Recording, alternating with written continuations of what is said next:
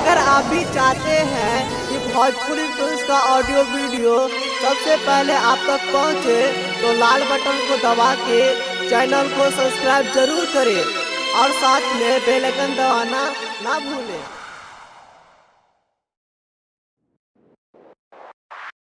Singing by Mukesh Pandit. ए baby, हम तुझसे कितना प्यार करीले और तू हमरा के छोड़ के जाता रू। हाँ, हमरा में कौन गलती रहे?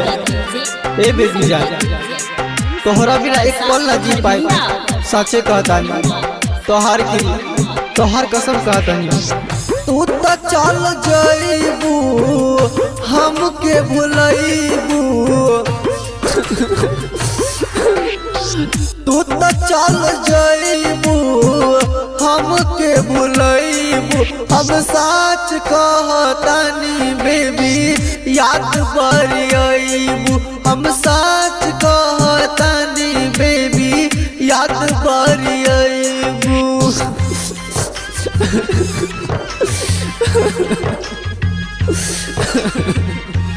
तोरा बिना एक पल ना जी पाई बेबी जान। कैसे बताई तोरा के, तोरा बिना एक पल हमार मन लगता। हम तुमसे कितना प्यार करीले।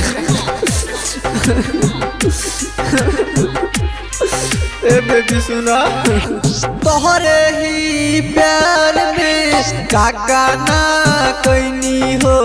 माई और बाबू से हमहू पीटनी हो।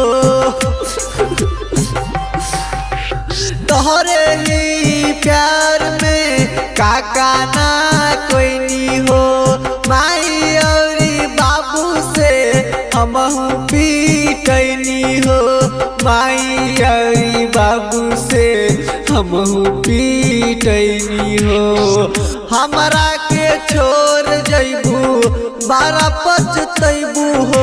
हम सच कहतानी बेबी याद बड़ी अइबू हो। हम सच कहतानी बेबी याद बड़ी अइबू हो।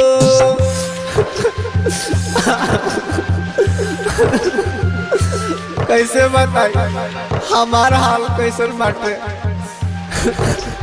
एक पागला के तरह घूमतनी ना, हमार हाल कवन हाल में बा। तोरा बिना एक पल ना जी पाई बेबी जान। हाँ, अपना ए दीवाना के जियते मुँह हो। आवे ना समझ में हमरा आखिर का तू पैलू हो। बताओ जान। हाँ हाँ, अपना ए दीवाना के जियते तू मुइलू हो। आवे ना समझ में हमरा आखिर का तू पैलू हो। आखिर का तू पैलू हो। आखिर का तू पैलू हो। फिर से मुकेश के नहीं हो पैबू हो। हम सच कहतानी बेबी याद बड़ी अइबू हो। हम